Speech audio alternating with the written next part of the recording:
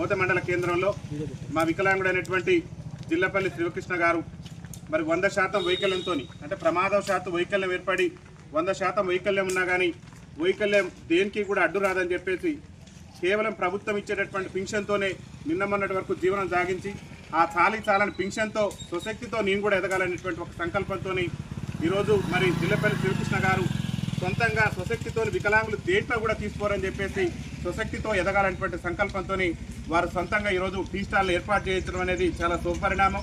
ఎందుకంటే వికలాంగులు వైకల్యంతో బాధపడుతూ సమాజం చేత వివక్షకు గురవుతూ మా కాళ్ళ మీద మేము కూడా నిలబడగలమని చెప్పేసి ఇవాళ శివగారు నిరూపించారు. ప్రత్యేకంగా వారికి భారత వికలాంగుల హక్కుల పరిరక్షణ సమితి రాష్ట్ర కమిటీ పక్షాన ధన్యవాదాలు తెలియజేస్తున్నాం.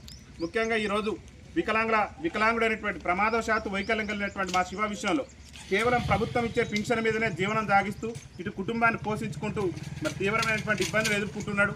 మరి పట్టుదల ఉంటే దేన్నైనా సాధించగలుగుతారనేటువంటి ఒక సంకల్పాన్ని ఈరోజు శివగారు నిరూపించారు. కాబట్టి ఈ జిల్లాలో ఉన్నటువంటి గౌరవ మంత్రివర్యులు ఉత్తమ్ కుమార్ రెడ్డి గారికి, అదేవిధంగా గౌరవ కోదాడ శాసనసభ్యురాలు పద్మావతి రెడ్డి గారికి, అదేవిధంగా గౌరవ జిల్లా కలెక్టర్ గారికి కూడా మేము చేతులు జోడించి విజ్ఞప్తి చేస్తున్నాం. ఒక కాలు ఒక చేయి పూర్తిగా కోల్పోయి వైకల్యం ఉన్నప్పటికీ కూడా నేనేందో చూపించాలని చెప్పేసి ఒక సంకల్పంతో ముందుకు వచ్చినటువంటి మా వికలాంగుడు శివాకు ప్రభుత్వం నుంచి ఆర్థిక సహకారం అందించి ఆదుకోవాలని చెప్పేసి మేము విజ్ఞప్తి చేస్తున్నాం. ఎందుకంటే స్వశక్తితోని ఎదగాలనేటువంటి సంకల్పంతో వైకల్యాన్ని సైతం ఎదిరించి ఈరోజు మరి ముందుకు వస్తున్నాడు. కాబట్టి ఆ ముందుకు వచ్చేటటువంటి వికలాంగుల జాతి బిడ్డలకు మీలాంటి నాయకులు అండగా నిలబడాలి, రాజకీయ పార్టీలు కూడా అండగా నిలబడాలి. ముఖ్యంగా మోతే మండల కేంద్రంలో ఉన్నటువంటి ప్రజలు, ప్రజాస్వామికవాదులందరూ కూడా వాళ్ళ యొక్క సహాయ సహకారాలు అందించి ఈ యొక్క టీ స్టాల్ను మరింత ముందుకు తీసుకెళ్లి వికలాంగుల అభ్యున్నతికి పాటుపడాలని చెప్పేసి భారత వికలాంగుల హక్కుల పరిరక్షణ సమితి రాష్ట్ర కమిటీ పక్షాన్ని మేము చేతులు జోడించి విజ్ఞప్తి చేస్తున్నాం. శివ లాంటి వ్యక్తులను తోటి వికలాంగులు కూడా ఆదర్శంగా తీసుకొని వికలాంగులు దేంట్లో కూడా తీసుకోరనే విధంగా ముందుకు సాగాలని చెప్పేసి తెలంగాణలో ఉన్నటువంటి వికలాంగుల సమాజానికి విజ్ఞప్తి చేస్తూ తెలంగాణ రాష్ట్ర ప్రభుత్వం కూడా ఎన్నో ఏళ్ల నుంచి పెండింగ్లో గతంలో కానీ ఇప్పుడు కానివ్వండి వికలాంగులకు సంబంధించి బ్యాంకు రుణాల విషయంలో ప్రభుత్వం నుంచి సహకారం లేదు.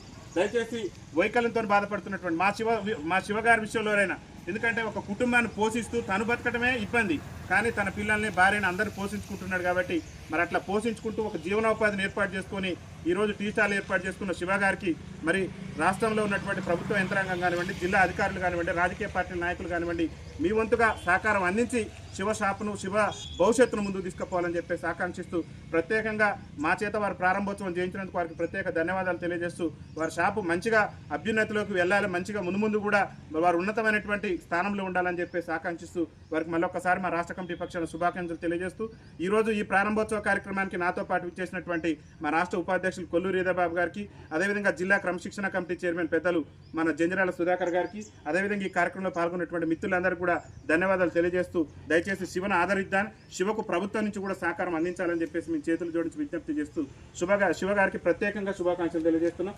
కంగ్రాచులేషన్స్ వికలాంగుల సమాజానికి మీరు పూర్తిగా నిలబడరు. ఖచ్చితంగా ప్రభుత్వం నుంచి మీకు ఆర్థిక సహకారం అందే విధంగా చూద్దాం. Thank you.